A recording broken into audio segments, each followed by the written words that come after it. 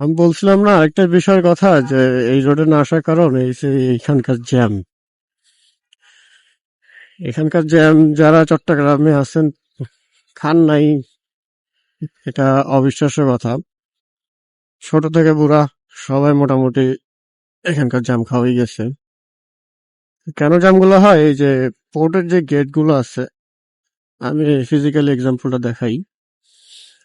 এই যে entry gate গুলা ডাইরেক্ট রাস্তার মেইন রোডের সাথে, এমন না যে হালকা একটু ভিতরে গিয়ে ঢুকতে হবে, যার দরুন এইখানে এই পরিমাণ জ্যামটা অল টাইম থাকে। আর এখানকার ট্রেন ভিডিওতে অনেক দেখার কথা হয়তো, বা এই যে যে ট্রেন লাইনটা আছে, আমি শর্টকাট নিব একটা, আমি ভিজিট দিয়ে যাবো না, আমি বন্ধ টিলা দিয়ে বেরো যাব।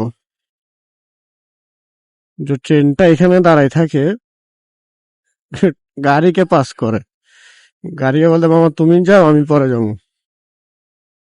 এ হইলো আর কি এখানকার কাহিনী।